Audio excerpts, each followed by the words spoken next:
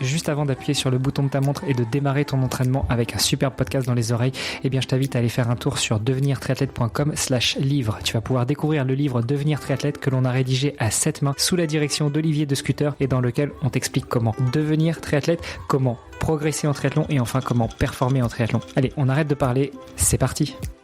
Salut les sportifs, c'est Armano et je suis très heureux de vous recevoir pour un nouvel épisode du podcast Devenir triathlète. Comme d'habitude, Olivier de Scooter m'accompagne dans cet épisode. Salut Olivier. Salut Armano, salut à tous. Et cette semaine, nous recevons une triathlète avec qui on va pouvoir parler triathlon évidemment, mais pas que. Mon petit homme me dit qu'on va parler aussi de ce que l'on ingère, de la façon dont on s'alimente.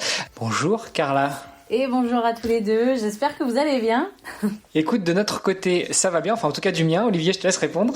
Oui, bien sûr, toujours un plaisir évidemment de pouvoir enregistrer ensemble, c'est notre petite routine hebdomadaire. Écoute Carla, on a une tradition dans le podcast, c'est qu'on laisse notre invité se présenter. Alors dis-nous tout, qui est Carla Dahan? Écoutez, voilà, moi c'est Carla, donc triathlète depuis maintenant quasiment 8 ans et demi déjà, ça passe très très vite. Donc moi j'habite maintenant dans le haut des Bouches-du-Rhône, mais je suis originaire du 06, donc j'ai habité quasiment 24 ans dans le 06. J'ai toute ma famille là-bas. Et donc actuellement, je suis donc diététicienne. J'essaye de relancer gentiment mon activité. À côté de ça, je travaille aussi à mi-temps à Décathlon sur Avignon Sud, donc dans le Vaucluse. Et sinon, il y a aussi les entraînements qui prennent pas mal de temps. Donc avec un passage en pro en catégorie professionnelle, il y a très peu de temps, donc en juin 2023, suite à une course donc à Cagnes-sur-Mer. Et donc voilà, j'essaye de jongler sur ces 3 fronts plus ma vie générale, personnelle, et voilà, c'est du sport. Bon alors encore une fois, on reçoit une triathlète ou un triathlète, ça marche aussi, un peu hyperactif avec pas mal d'activités. On va pouvoir élaborer tout ça, on va pouvoir parler de tout ça avec toi Carla. Tu me dis, ça fait 8 ans et demi que tu fais du triathlon maintenant.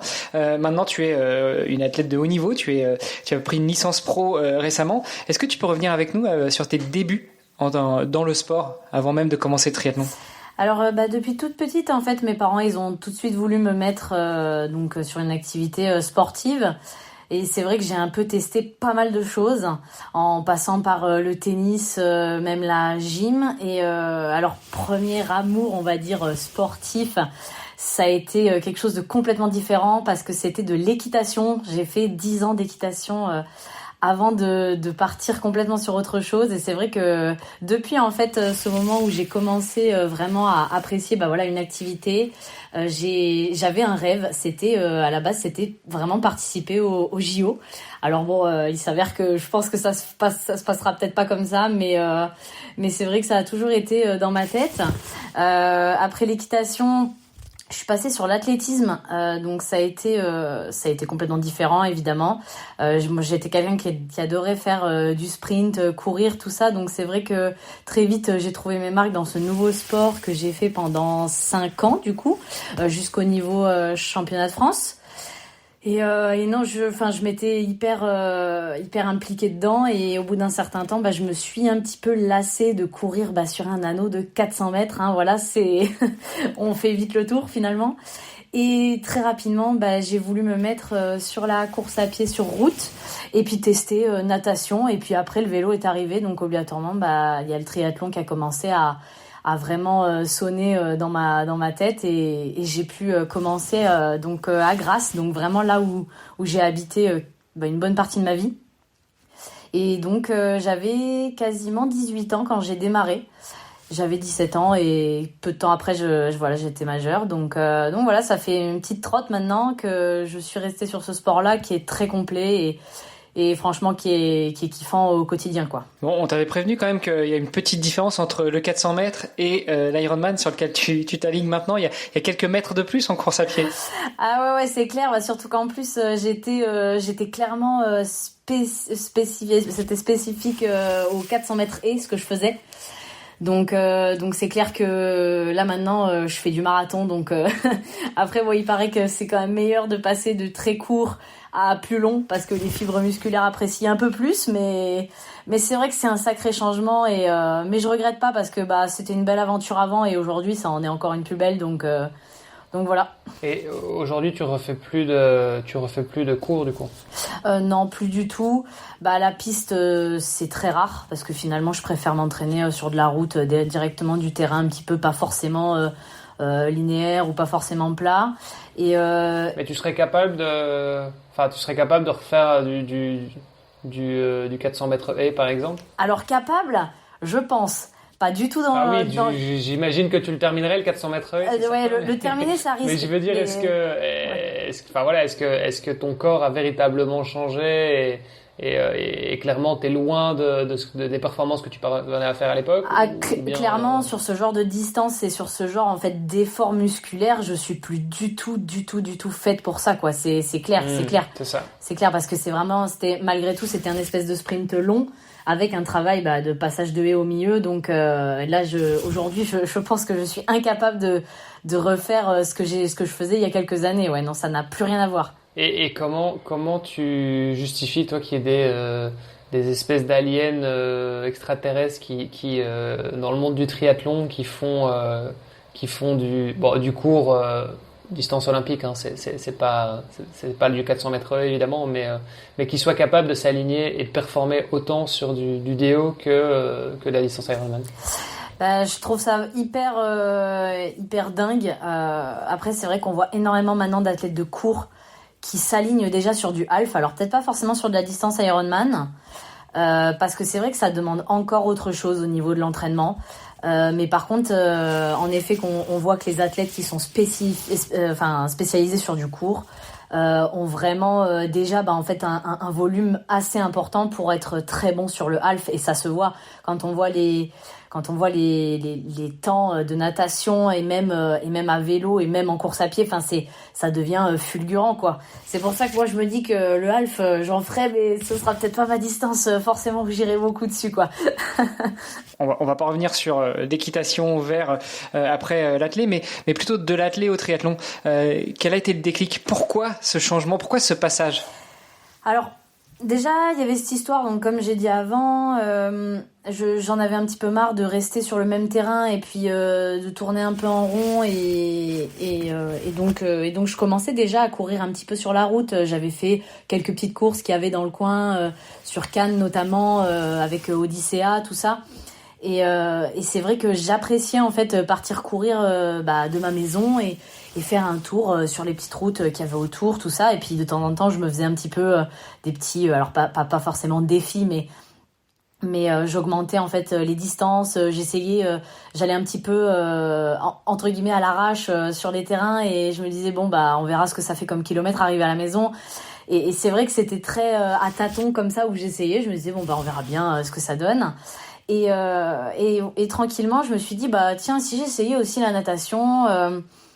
Et du coup, en fait, en cherchant sur internet, je connaissais presque pas du tout le mot triathlon, quoi, hein. C'était vraiment tout nouveau pour moi. Et en fait, en tapant natation plus course à pied, je suis arrivée sur ce nouveau monde du triathlon où j'ai vu qu'il y avait du vélo. Alors j'étais pas du tout chaude pour faire du vélo à la base. Donc c'est vrai que je partais pas du tout pour ça. Je partais vraiment pour faire un espèce d'aquathlon, en fait, hein, dans l'idée. Donc c'était sympa de découvrir ça. Puis très très vite, le vélo ça a fait partie plus de mes points forts. Donc voilà. Et donc ouais, je suis partie sur ça.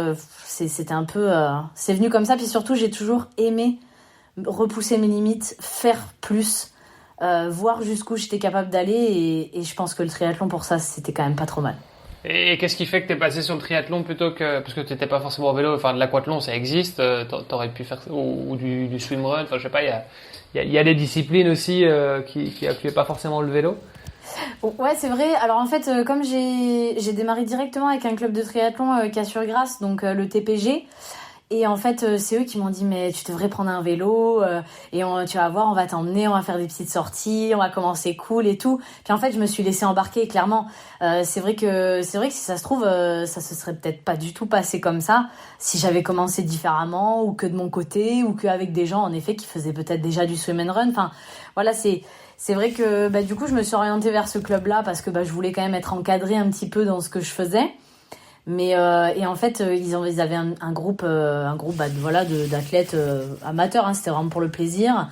Et en fait ils ont apprécié me prendre sous leur aile en fait et m'aider et me montrer ce que c'était le triathlon, me montrer à vélo voilà tout ce qu'on peut faire et petit à petit c'était parti quoi. Génial. Et aujourd'hui, tu lâcherais plus ton vélo pour rien au monde, c'est ça? Pour rien au monde, ouais, non, franchement, j'apprécie. Non, quand même pas. Non, j'apprécie. En fait, moi, des fois, j'ai juste une sortie souple et très longue. Franchement, j'y vais au panneau, quoi. J'adore ça. J'adore découvrir des nouvelles routes. Si je pouvais tous les jours découvrir un nouveau département, je le ferais, quoi. Mais parlons-en, ça, parce que justement, moi, c'est vrai que c'est quelque chose que j'aime bien découvrir des routes et me dire, tiens, en fait, cette route-là, cet embranchement-là, je l'ai jamais pris. Je vais le prendre. Moi je trouve ça très cool. C'est de la découverte. Tu pars un peu à l'aventure à chaque fois que tu fais une sortie vélo du coup. Mais par contre, clairement, c'est pas ce qu'il y a de plus efficace.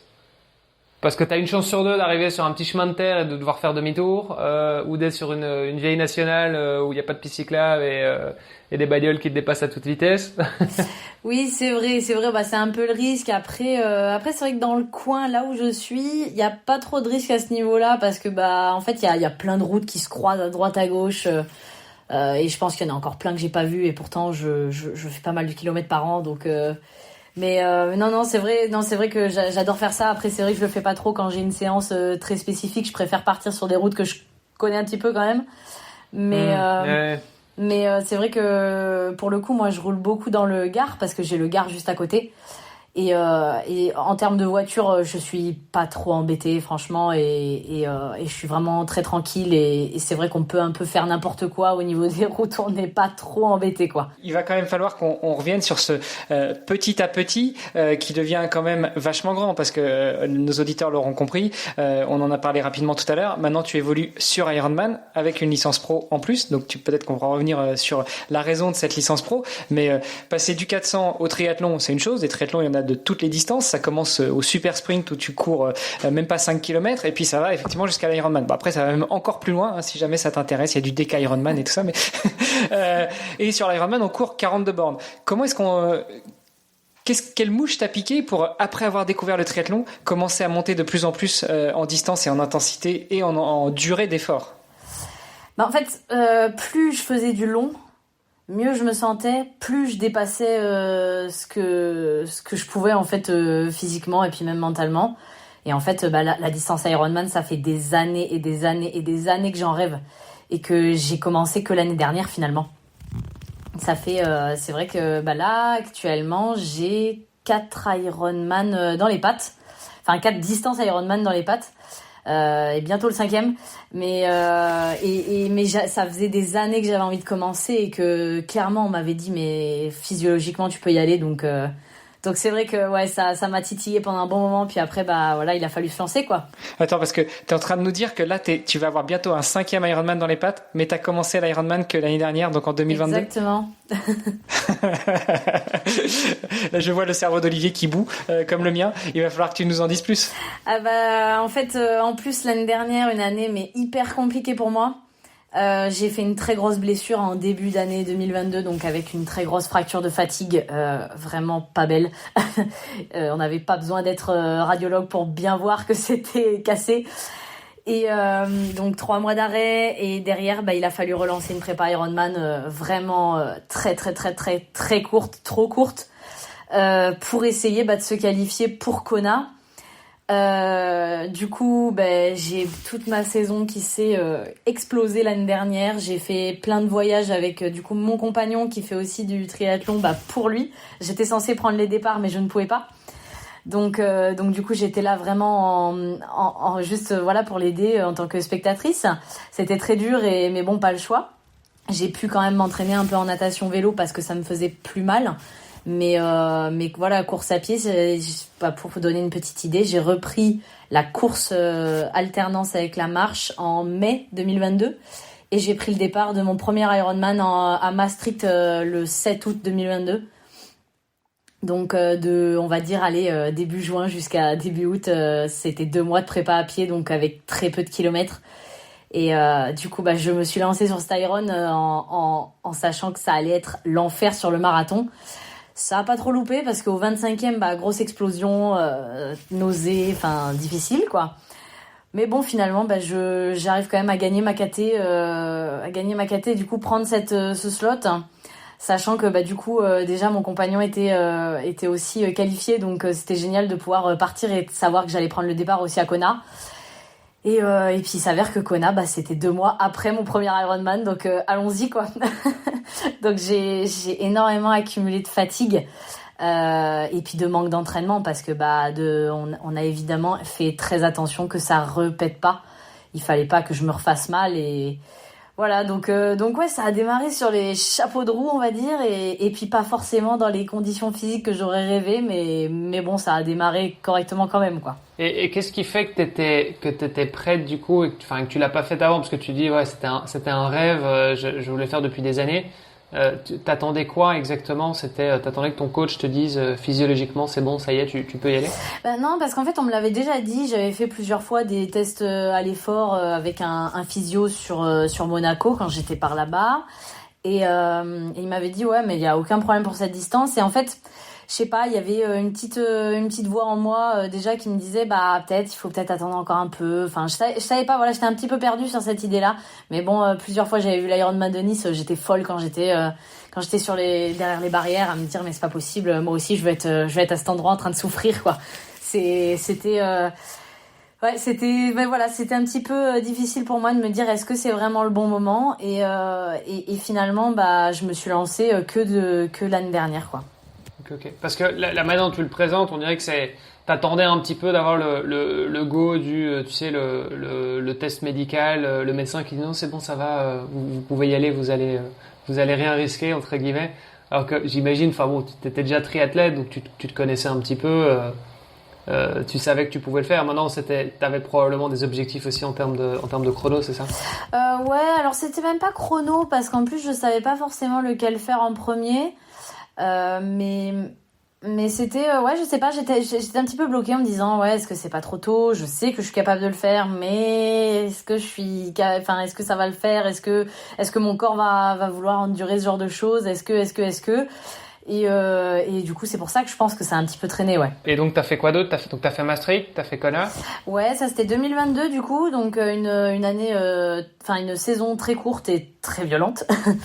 Et pour cette année, du coup, j'ai démarré ma saison sur un full. Donc c'était le 13 mai, si je dis pas de bêtises, à Gérone, donc en Espagne, donc ça c'était pas un label Ironman, c'était un label un peu espagnol, mais très sympa, très très belle course. Et du coup, là je prends le départ n'ayant pas ma licence pro. J'avais la possibilité de choisir de prendre une inscription en élite. Donc comme si je courais chez les pros aussi, pour peut-être essayer de prendre le prize money sur la course ou quoi que ce soit. Et du coup par chance, par je ne sais pas quoi, je me suis retrouvée à gagner la course quoi. Donc c'était une très belle journée, et puis contente aussi de comment s'était déroulée en fait la course. Parce que bon, on va pas se mentir, sur entre 9h30 et 10h30 d'effort, il y a beaucoup de choses qui peuvent arriver quoi. Et ça se passe comment du coup? Parce que toi, tu t'es dit, je vais me tester un petit peu avec les élites et voir ce que ça donne. T'avais un espoir quand même de gagner la course, ou bien vraiment tu t'es surprise le jour même? Alors en fait oui, j'avais envie de me tester. Et je savais qu'il y avait un prize money pour les 5 premières, si je dis pas de bêtises. Et je me suis dit, allez, on va essayer, quoi. Au moins, peut-être essayer de prendre le dernier prize money.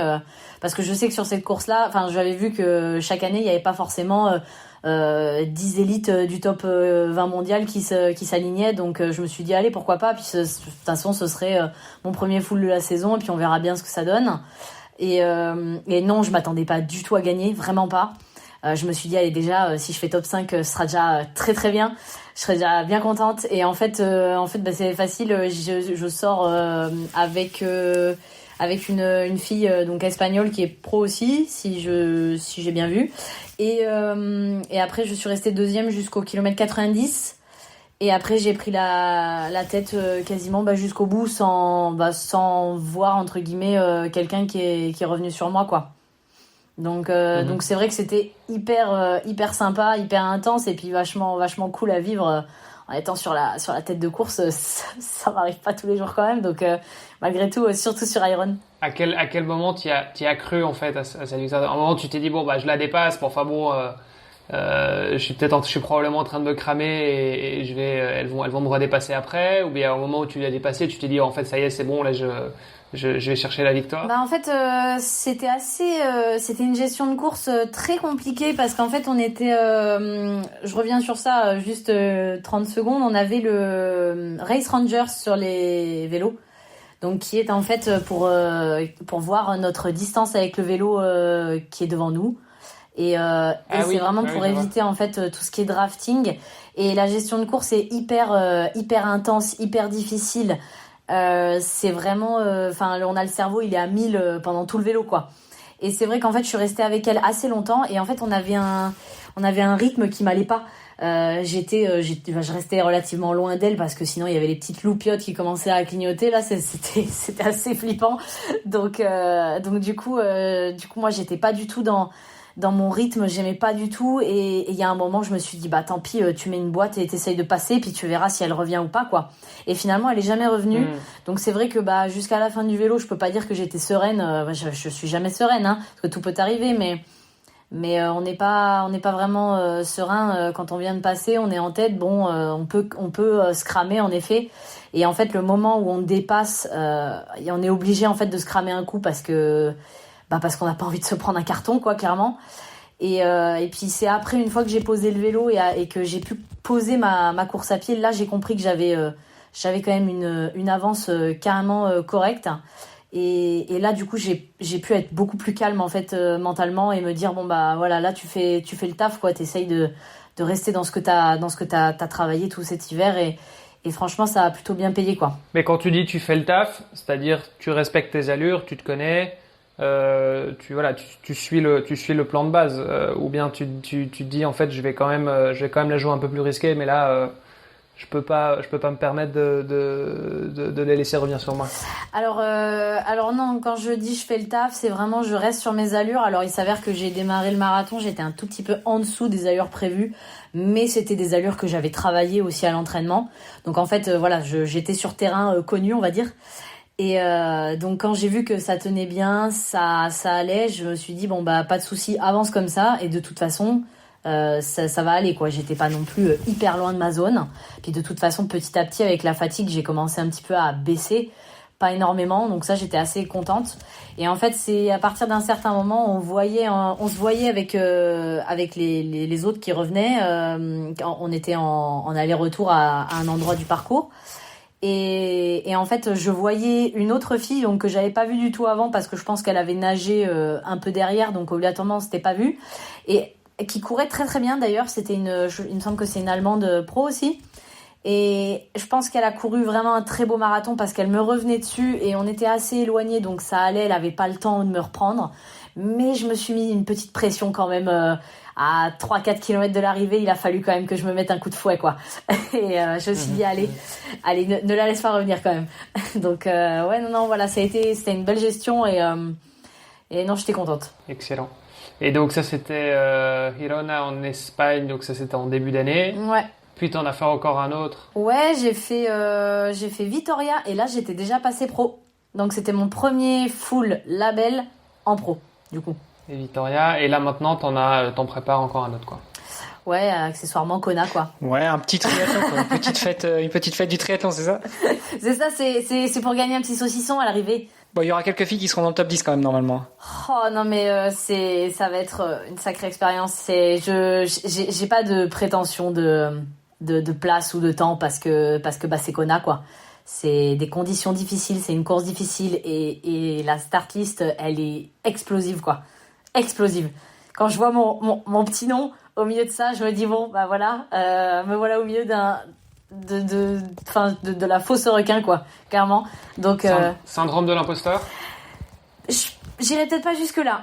Mais je pense que j'ai eu quand même une chance qui arrive pas souvent et c'est pour ça que je me suis dit saisis-la parce que là c'est une prise d'expérience énorme et je pense que tu regretteras pas, quoi. Et alors à côté de tout ça, toi tu bosses, tu disais, hein, tu bosses à la fois chez Decathlon, c'est quoi, un temps partiel j'imagine, et en plus de ça tu es aussi diététicienne.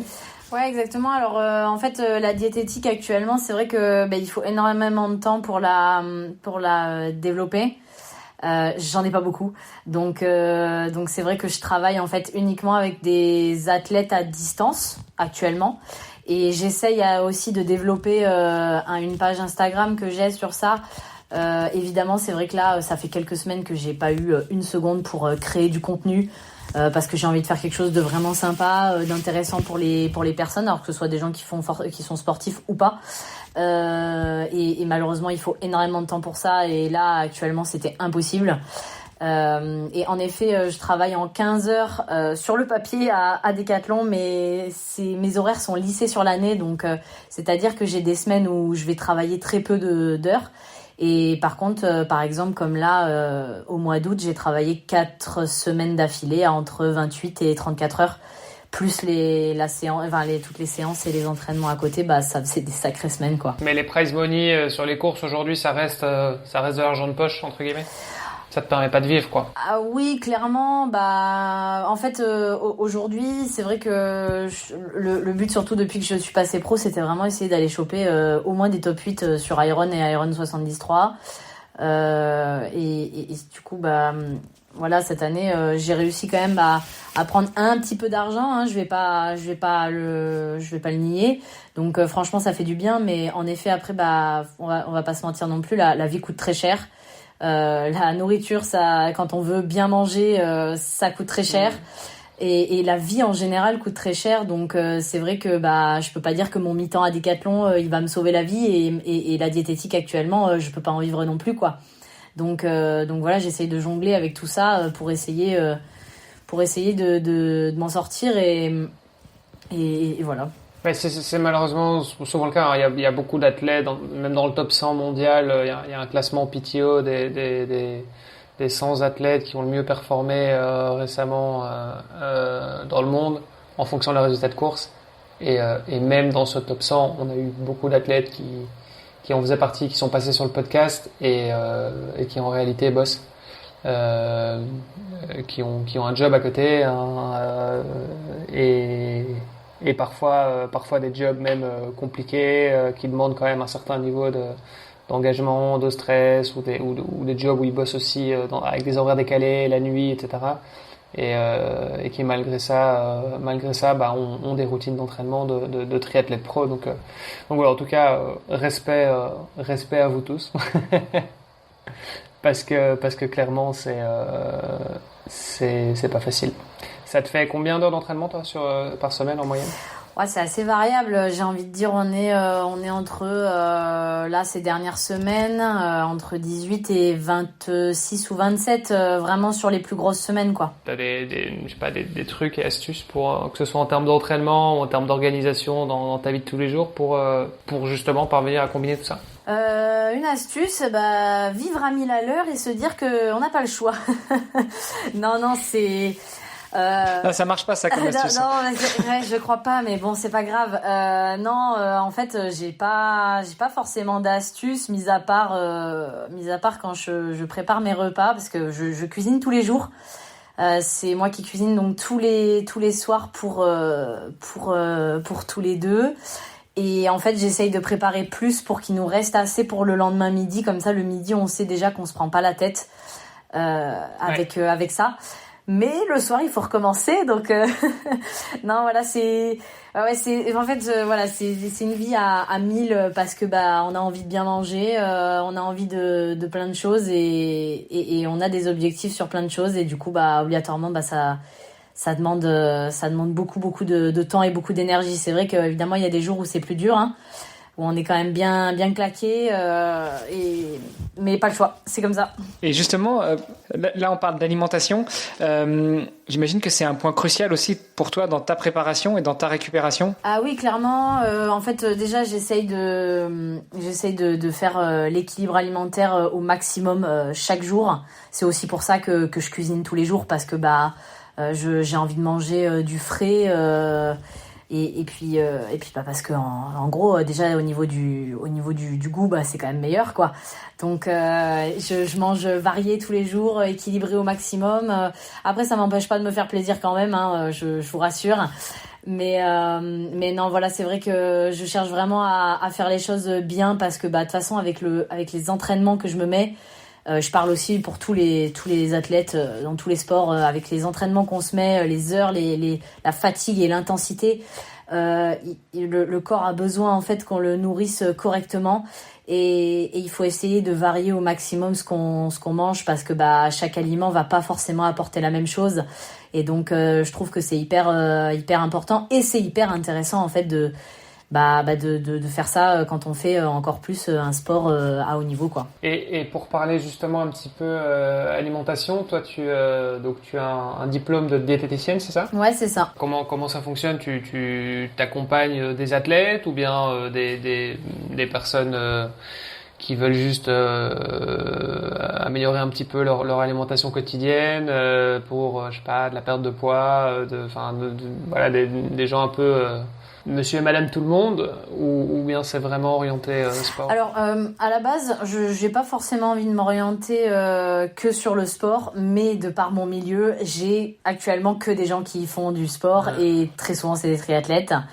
Et c'est aussi mon coach qui, dès qu'il peut m'envoyer quelqu'un, il le fait. Donc ça, c'est vraiment cool.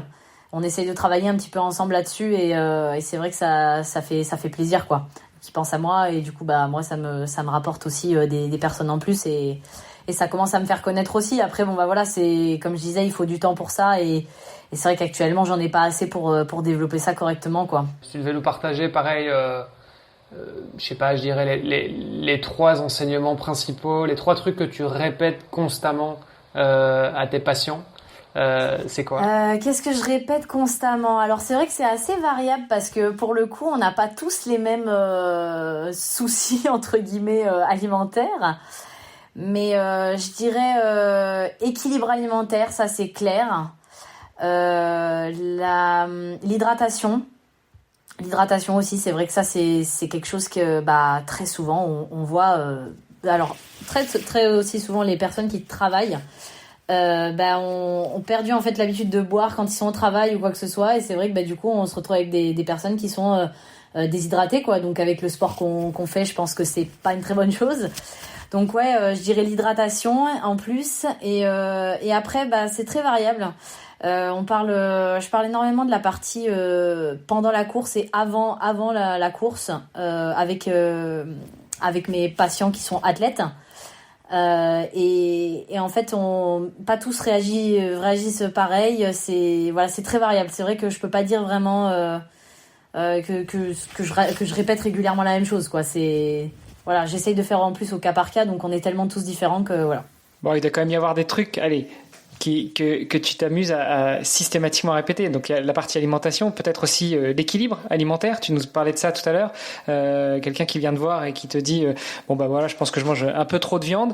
Comment est-ce que tu vas le réorienter? Comment est-ce que tu vas le guider?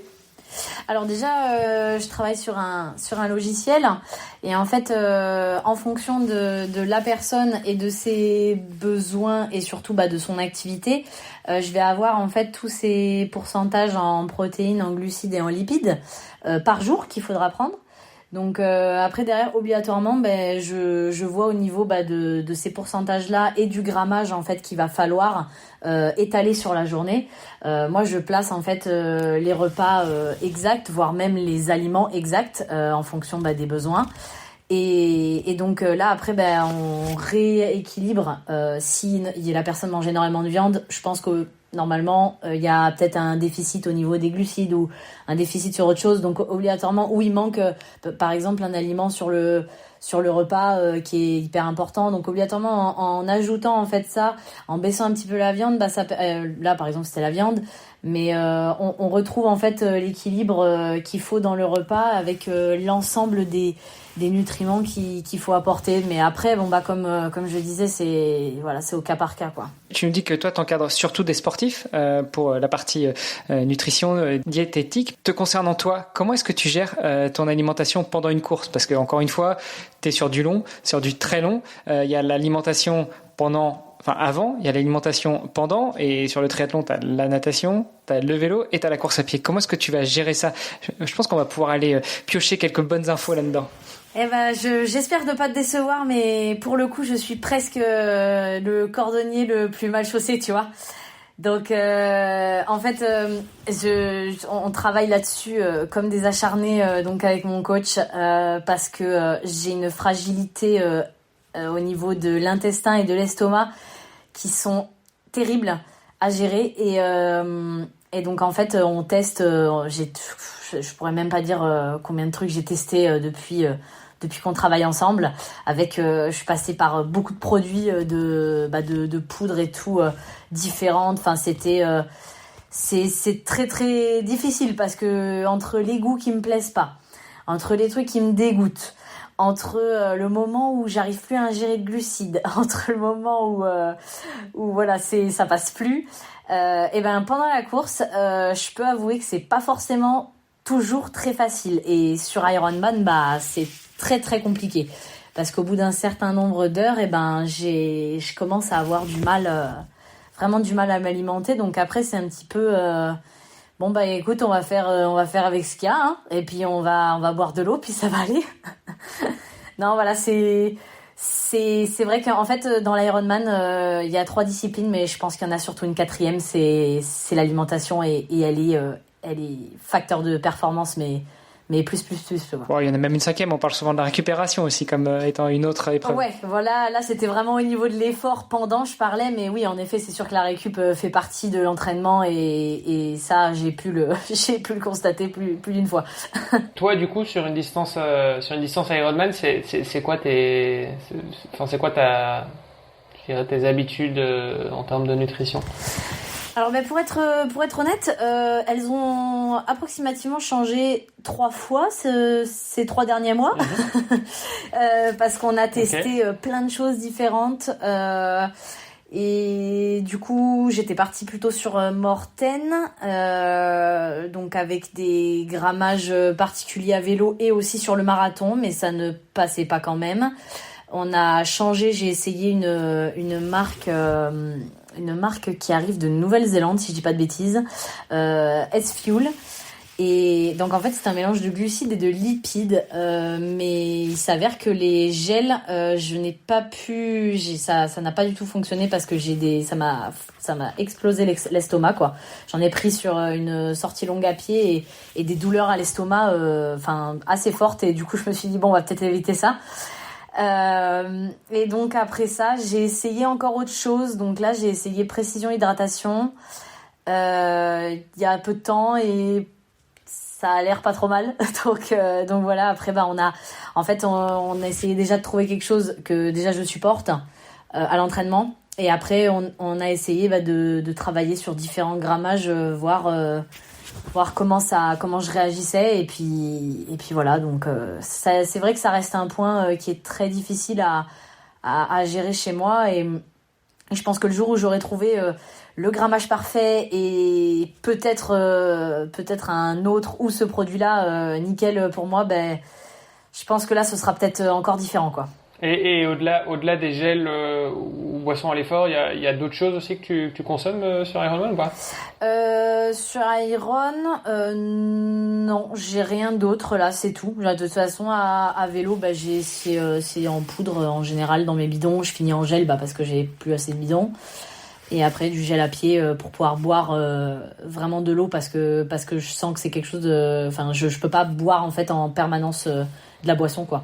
Ah oui, bien sûr, ça de toute façon, pas de secret, hein. Course à pied, c'est plus compliqué. Ok, mais donc rien de consistant quoi, rien de solide. Ah non, malheur. Non, ça fait déjà beaucoup d'années que j'ai arrêté complètement le solide, parce que c'est même pas la peine, quoi. Enfin, sur le vélo, je pourrais entre guillemets mâcher, mais en fait, le but c'est vraiment que mon estomac il ne travaille pas, quoi. Ni mon estomac ni mon intestin, que ça travaille le moins possible, quoi. Donc tout est à l'arrêt pendant à peu près 10 heures, quoi. Hein. Ok, et ça pour toi c'est pas c'est pas quelque chose qui t'a porté préjudice pour l'instant et ou tu penses pas que ça pourrait te porter préjudice un jour? Non, je pense pas. Tout simplement qu'en fait, si je me forçais à prendre du solide, obligatoirement le solide, si tu veux, dans l'estomac, quoi qu'il arrive, il va engendrer en fait le début d'une digestion. Et si tu engendres le début d'une digestion, déjà tu as le sang, ton sang en fait, quand t'es à l'effort, il est en train de travailler. Alors au niveau soit des bras, si t'es en train de nager, et surtout les jambes quand on est sur le vélo et la course à pied. Et si en plus du coup l'estomac est en train de démarrer en fait une digestion plus l'intestin, c'est en fait un endroit qui a besoin d'être irrigué. Donc obligatoirement si l'irrigation se fait mal, ça va être très compliqué, donc digestion pas bonne du tout. Et si l'irrigation se fait un peu mieux, ça veut dire qu'on va digérer à 100%, et là il y a de gros risques d'être malade, quoi, clairement. Enfin, du moins, après, je dis ça pour moi parce que moi je suis très très fragile à ce niveau-là. Je pense qu'il y en a certains, ils pourraient manger des petits pains au lait avec du jambon, ça leur ferait rien, quoi. Mais bon, ça j'évite quand même. J'ai quelques copains qui ont des retours d'expérience en revenant d'Hawaï justement, qui avaient eu du mal. Alors pas forcément avec l'alimentation pendant la course, mais plutôt avant, le changement d'alimentation impliqué par le fait que Hawaï ce soit juste pas sur le même continent et pas avec les mêmes habitudes alimentaires. Toi qui as déjà fait Kona l'année dernière, comment est-ce que tu abordes ça, et quels seraient tes conseils justement pour celles et ceux qui nous écoutent et qui seraient amenés à aller faire un triathlon ou une épreuve sportive dans un autre pays, sur un autre continent, avec d'autres cultures? Alors, franchement, moi, j'ai pas trop galéré parce que, malgré tout, on est quand même aux États-Unis. Alors oui, c'est une île, donc c'est sûr que, bien sûr, c'est un peu plus tropical. Donc, il va y avoir des fruits qu'il n'y a pas forcément sur le continent américain à la base, ou même ni continent européen. Il va y avoir des choses un peu plus exotiques. Mais par contre, honnêtement, là, par exemple, à Kona, sur les 2 gros supermarchés que j'ai pu faire, j'ai jamais eu franchement beaucoup de problèmes sur ça, parce que aux États-Unis ils ont quand même énormément de choses. On peut dire que l'alimentation c'est quand même leur fort. Alors pas forcément très équilibré, mais il y a de tout. Franchement, moi j'ai pas du tout j'ai pas ressenti en fait ce manque. C'est vrai que c'est difficile par rapport à la France et tout. Non, franchement, mis à part qu'après il faut savoir choisir ses aliments. C'est-à-dire que c'est sûr que moi, par exemple, à quelques jours de la course, je vais pas m'amuser à aller manger tous les fruits exotiques de l'île, quoi, parce que malgré tout, les fibres, des choses qu'on n'a pas l'habitude de manger, voilà, ça peut vite être irritant en fait pour l'intestin. Et c'est vrai que du coup, ça, je dirais plutôt de les limiter. Mais par contre, c'est vrai que tout ce qui est viande, les féculents, donc comme riz, pâtes, même pommes de terre, enfin il y a aucun problème là-dessus.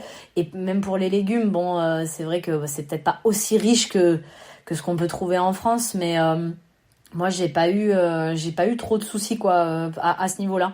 Donc du coup, cette année, tu repars avec les mêmes choses, les mêmes habitudes. Est-ce que, par contre, dans les valises, tu ramènes toute l'alimentation qui te va bien, ou un de tes conseils, ce serait justement de checker avec l'organisation que ce que tu as déjà testé à l'entraînement va être présent sur place? Alors, dans mes valises, j'ai toute ma nutrition, ça c'est clair, pour la course. Parce que je pense qu'il y aura pas sur place, et je préfère avoir sur moi, parce qu'on sait jamais, pour peu que j'en sais rien moi, qu'il y ait pas assez ou pas du tout, enfin voilà. Donc ça clairement j'ai sur moi. Et après, en termes d'alimentation pour tous les jours, alors j'ai rien pris parce que, je prends quasiment rien parce que j'avais tout trouvé l'année dernière sans trop de soucis. Il y a j'ai que un paquet de céréales particulier parce que ça je les trouverai pas. Tout simplement parce que le matin je prends pas des flocons d'avoine parce que je les digère mal, mais je prends des flocons de sarrasin Donc je prends mon petit paquet avec moi et voilà, c'est tout. Bonne chance pour trouver ça sur place, quoi. Voilà, exactement. Déjà en France, faut s'accrocher et puis c'est dans les magasins bio uniquement et du coup je me suis dit là-bas faut pas non plus abuser. Je ne trouverai pas. Donc voilà. Et si on se projette un petit peu plus sur les années à venir, t'as déjà des objectifs de fixer, t'as déjà une voie plus ou moins tracée, tu sais ce qui va se passer dans les années à venir ou pas? Alors je pense qu'on sait jamais ce qui va se passer à l'avenir, mais je pense qu'on peut déjà essayer de poser en fait certains objectifs et certaines envies. Moi personnellement, j'ai envie de prendre encore de l'expérience en tant qu'athlète pro sur distance Ironman. Parce que je sais que j'ai encore énormément de travail, énormément de choses à apprendre, énormément de choses à essayer. Enfin, voilà, il y a tellement de choses à faire et c'est vrai comme je savais pas du tout que j'allais faire Kona cette année en pro, c'était pas du tout l'objectif et même je trouvais presque que c'était un peu tôt. Mais j'ai cette chance et je me suis dit mais saisis-la parce que tu vas grandir vraiment, tu vas revenir plus grande de cette expérience, même avec n'importe quel résultat que tu feras. Et du coup, je pense que ça va me donner une belle voie pour l'année prochaine déjà et les années qui suivront. Donc vraiment sur le long terme, j'aimerais aller au maximum de mes capacités, continuer à progresser parce qu'on peut toujours le faire et honnêtement je préfère attendre de voir ce que je vais pouvoir faire ou pas quoi. Ouais, j'ai encore 2 questions pour toi, Carla. La première, c'est la question habituelle qu'on pose à tous nos invités. Le podcast s'appelle Devenir triathlète. Donc, à ton avis, toi qui as franchi le pas il y a 8 ans et demi, comment devenir triathlète? Alors, comment devenir triathlète? Il faut déjà se lancer dans ces 3 disciplines, même quand on est complètement débutant, parce que c'est des disciplines qui s'apprennent même sur le tard, hein. Par exemple natation. Enfin moi je savais nager, mais j'ai commencé à nager vraiment en gros avec un groupe. J'avais 18 ans quoi. Donc j'ai pas commencé à 2 ans quoi. Donc je pense qu'il y a pas, en plus il y a pas d'âge pour devenir triathlète et puis il y a pas d'âge non plus pour réussir à faire des petites performances sympas sur quasiment toutes les distances. Après c'est sûr que plus on avance dans l'âge, plus il vaut mieux se décaler vers l'Ironman quand même, mais après on n'a pas tous envie de faire ça. Mais et comment devenir triathlète? C'est sûr qu'il faut se donner les moyens, il faut avoir envie. Il faut se réserver un peu de temps aussi parce que c'est quand même 3 sports et donc 3 fois plus de travail. Mais ça vaut vraiment le coup et c'est une belle aventure. Moi je pense qu'on se découvre vraiment à travers ce sport-là parce que là on sollicite l'intégralité du corps et on sollicite l'intégralité de son mental aussi. Donc ouais, non, je pense que c'est à la portée de tout le monde. Après je pense que c'est une envie et après il faut réussir à la réaliser quoi. Waouh. Eh ben écoute, merci pour ça. Et puis la dernière question, c'est simplement pour savoir où est-ce qu'on peut te retrouver si on veut suivre un petit peu ton parcours, si on veut te soutenir, sur quels réseaux sociaux on peut aller? Alors sur Instagram, donc moi j'ai une page, c'est Carla Dahan tout collé _ triathlète. C'est vrai que j'essaye de publier au maximum, mais il y a des fois j'ai pas forcément le temps ni l'idée, mais je suis assez présente et puis surtout si on m'écrit je réponds, donc il y a aucun souci. Et après sinon j'ai une page Facebook aussi, donc c'est Carla Dahan, donc Carla plus loin Dahan du milieu triathlète. Et ma page perso Carla Dahan, donc après moi je suis y a pas de souci, je réponds partout, il y a aucun problème. Ça marche. Écoute Carla, merci beaucoup pour cet échange, merci pour cette énergie, cette patate, et puis on te souhaite un bon voyage parce que finalement on enregistre avant les championnats du monde de Kona, mais ce sera diffusé un peu après, donc bon voyage, on suivra tout ça et puis on te souhaite évidemment une bonne course, n'est-ce pas? Ouais, merci beaucoup. Le départ c'est pour lundi matin, je prends l'avion et je décolle pour San Francisco puis Kona. Donc c'est parti pour une aventure de dingue. Écoute, amuse-toi bien. Et puis encore une fois, à très bientôt. Ouais, merci beaucoup à tous les deux. C'était hyper sympa. Franchement, hyper contente d'avoir fait ce premier podcast avec vous. Et puis j'espère à bientôt du coup. Merci à toi Carla. Bonne course et nous hermano, on se voit la semaine prochaine. Salut à tous, ciao. Ciao, ciao. Merci d'avoir écouté cet épisode jusqu'au bout. N'oubliez pas de rejoindre notre groupe Facebook pour discuter avec les invités, commenter et poser vos questions. Et Olivier et moi, nous vous répondrons dans un prochain épisode. À la semaine prochaine. Salut les sportifs.